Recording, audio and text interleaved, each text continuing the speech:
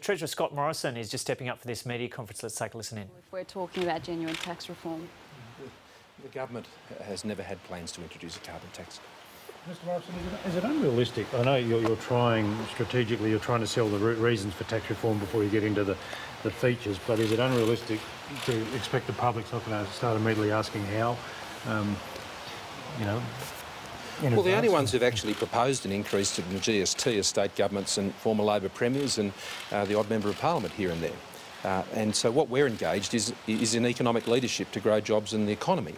What we're doing is engaging in a process, talking to states and territories, talking with other stakeholders, talking with the Australian people about what are the challenges that they have, not just in our tax system, but how services are delivered and right across the economy. We have a major innovation statement which is coming up later in the year. All of this is about growing jobs in the economy. That's the conversation we're having. We're having a conversation about how we grow the economy and how we grow jobs. And there are many elements to that. And the tax system is one of the things that can hold Australians back.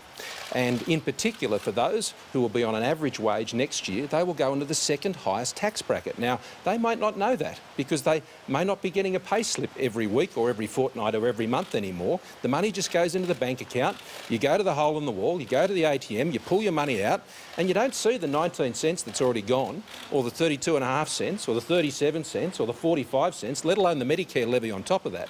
This is a silent tax, it's a forgotten tax. And this is something that is holding Australians back who want to actually work more, who are already working really hard and just are waiting for the tax system to come and back them. And at the moment it's not doing that. So, I mean, I've been talking about personal income tax, others have been talking about other things, but our next meeting with state treasurers and territory treasurers, which we hope to have before the end of the year, and I believe that will happen, we've just got to lock down the date, that is actually focusing on state and territory taxes and charges. That's what we agreed at the last meeting, and the Commonwealth Treasury has been doing work with the state treasuries around the broad array of state taxes and charges. Now that's almost $85 billion a year they're collecting. Let's not forget that the states on balance, as was reported in the Australian today, are broadly in surplus.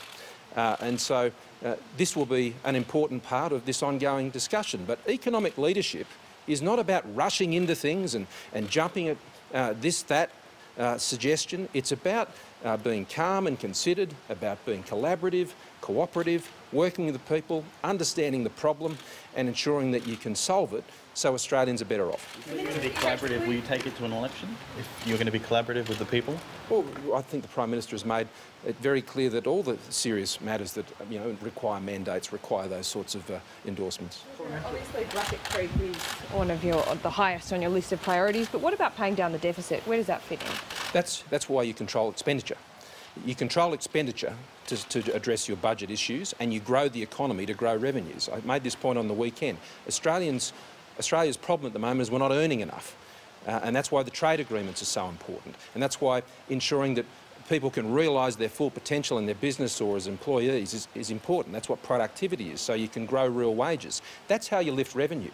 You don't lift revenue by just taxing people more. That's why our objective is very clear on this. We do not want to increase the tax burden on Australians. We want to grow the economy and grow jobs. That is the only reason we are engaging in this discussion.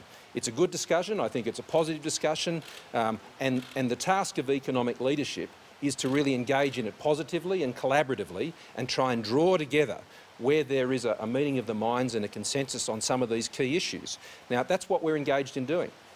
Is it possible to have large-scale tax reform without touching the GST?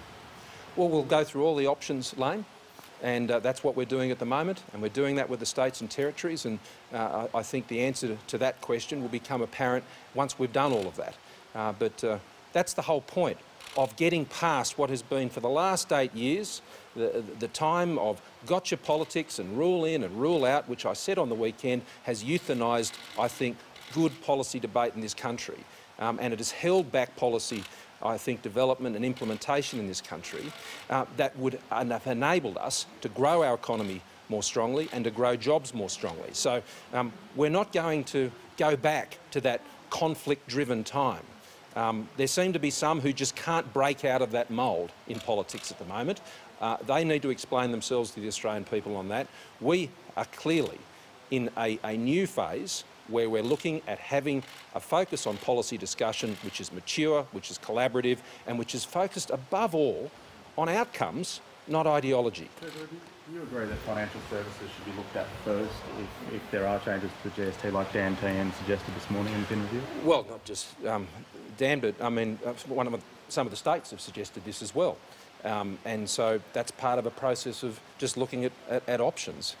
But that's all it is. I mean, the government has not put any preferred option out, and we have not put any proposal out.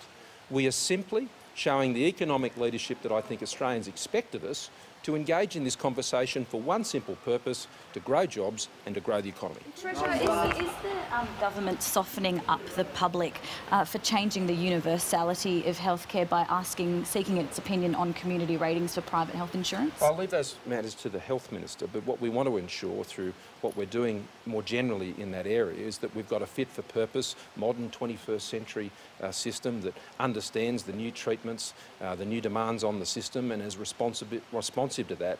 And Minister Lee, I think, has done an extraordinary job, again, in engaging, in collaborating with doctors, with nurses, with those who work right across the health system to make sure that it's fit for purpose for the 21st century.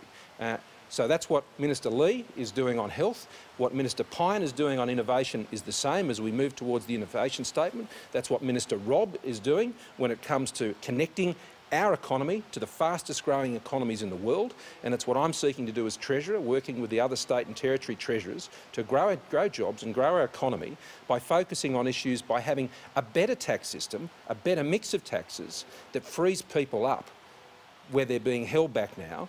And linked to that is this issue of the Harper report, which makes incredibly good suggestions about how Australians can have greater choice and better services and more efficient and effective service delivery so that the money that taxpayers give us can always be better spent. Thanks very much.